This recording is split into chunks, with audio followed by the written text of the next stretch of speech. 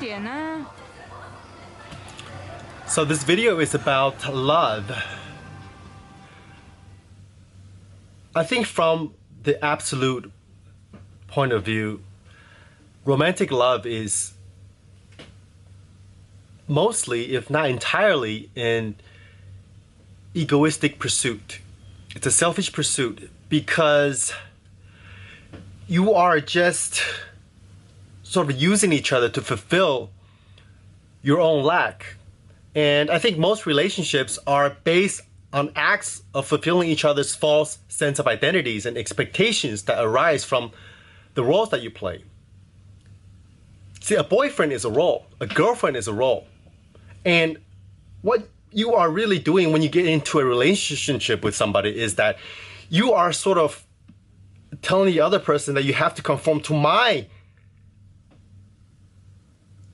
definition and expectations of what a relationship should and could and would be.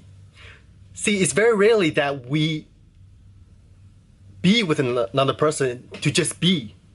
It's very rarely that you spend time with another person and your centers touch. Because what's touching each other is not the center of your true self, right? Which is pure consciousness. So what gets touched is not the essence of who you are or who the other person is, but again, the stories and the beliefs and the identities, assumptions that each person is constructing, not just for himself, but for others to perceive him or her in a certain way.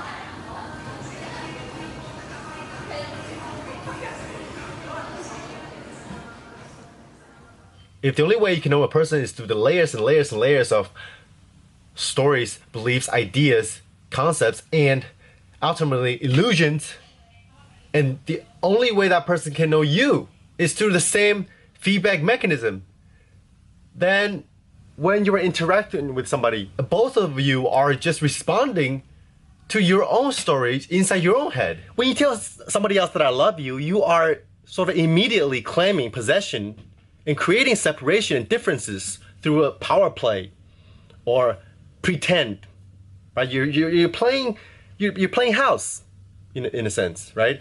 You are separating yourself from her or him by chopping her little pieces and fragments to fill up the empty slots that you've molded for yourself. For yourself. There is no I here from the ultimate level, and there's no you there. So how can you claim to love the other person when you are already the love that is, which love equals being equals truth, right? So maybe love is what remains. Okay, this is my new definition of love.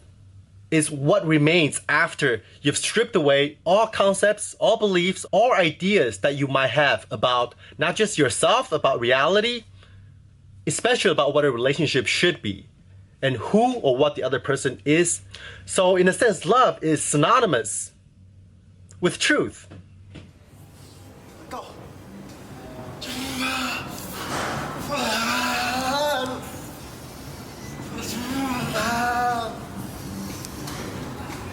Because you see, when you have a stable relationship, when in truth the reality and you is just fluctuating in constant flux from the perspective of truth, from that layer of reality closer to reality itself. That's why you get the insight into Vipassana when you zoom into the atoms, at least what it feels like subjectively. Every nanosecond is a new, it really is a new block of space-time and a new reality. When you try to confine and conform either a relationship or yourself or whatever you want to that constant change of impermanence, that's where all suffering comes from. I think if all suffering, if not most of suffering, comes from perceiving anything as stable and static.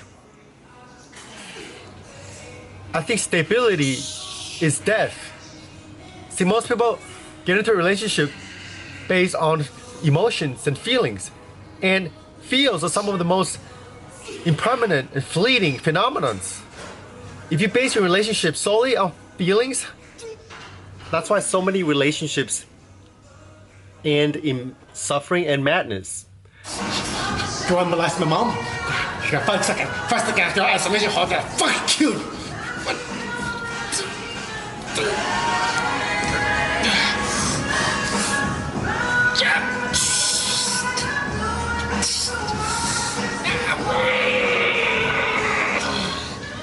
So if you read Socrates or the Greek philosophies, they sort of touch on very similar concepts. They think that, again, there's nothing wrong with romantic relationships, what Socrates and the Platonic thinkers called the eros. But that's the sort of the, I don't want to say lower or higher, but let's just, for lack of a better word, the lowest kind of love, eros. Going on a silent meditation retreat tomorrow. He wants you to use that as a ladder, a stepping stone, to transform and transfer and transcend that love into truth. So when you get together with somebody, you have to evolve. And of course, I'm not saying that you can't have a relationship, but just play those roles from the outside like a puppeteer, controlling and pulling the strings of his puppet instead of the other way around. Just like when I said, I realized and woke up to the illusion of the role of an artist. I'm still creating, right? But this time from the outside. You can still have an ego, because again, the ego is just an illusion that you, another thought that once you see through it, it doesn't mean that you can't act as a person. The ego itself becomes just like a shoe you put on. Go out in the world, run Tom Cruise sprints, and fuck shit up if you want. Or stay at home in your diapers. No one gives a fuck. So, in conclusion, you are already the love that is. You are already whole. Each person is already whole. But, in our society, people, the corporations and the government and all the people on the top trying to sell you shit. So they try to convince you the lie that you're not already complete. So then what do? You use not just objects and material goods and all that stuff, money, art, anything external. Doesn't matter if it's high art or like drugs or each other to fulfill yourself when you both are already complete.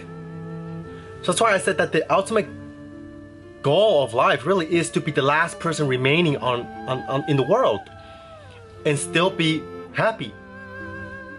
Because once you reside in that state of pure being, and when you're synced into that, you really don't need and want anything else to complete you. And when you are at that state, so again, I'm not yet, I'm not saying I'm already at that state all the time, but when you're at that state and then you get into a relationship with somebody, that's when the magic happens.